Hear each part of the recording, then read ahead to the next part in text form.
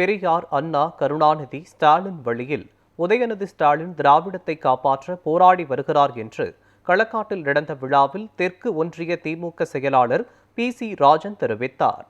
நெல்லை மாவட்டம் களக்காடு தெற்கு ஒன்றிய திமுக சார்பில் தமிழ்நாடு துணை முதலமைச்சர் உதயநிதி ஸ்டாலின் பிறந்தநாள் விழா உற்சாகத்துடன் கொண்டாடப்பட்டது.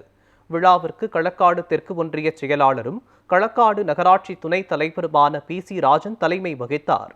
விழாவை முன்னிட்டு 100க்கும் மேற்பட்ட புறாக்கள் பறக்கவிடப்பட்டு இனிப்புகள் வழங்கப்பட்டன. அதன் பின்னர் பெண்களுக்கு நலத்திட்ட உதவிகளை PC ராஜன் வழங்கினார். இதில் அலிஷேக் மன்சூர், திமுக நிர்வாகிகள் உட்பட 100க்கும் மேற்பட்டோர் கலந்து கொண்டனர்.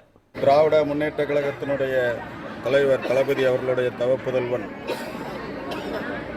தமிழ்நாடு இளைஞரணி மாநில செயலாளர் உதயநிதி ஸ்டாலின் அவர்களுடைய பிறந்தநாள் திருநெல்வேலி கிழக்கு மாவட்டம் தெற்கு ஒன்றியத்தில் சிறப்பாக செயல்பட்டு கொண்டிருக்கின்றது.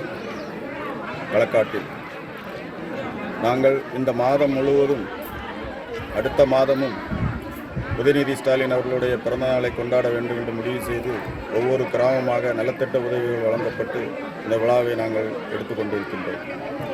இன்று இந்திய அளவிற்கு திராவிடத்தை மறுபடியும் தூக்கி நிறுத்துவதற்கு பெரியார், அண்ணா, கலைஞர், தளபதி அவர்கள் வழியில் நம்முடைய துணை முதலமைச்சர் அவர்களும் மிகவும் சிரமப்பட்டு சனாதனத்தை எதிர்த்து போராடி கொண்டிருக்கின்றார். இன்று இளைஞர் மத்தியிலே மிகப்பெரிய ஒரு எழுச்சி ஏற்பட்டிருக்கின்றது.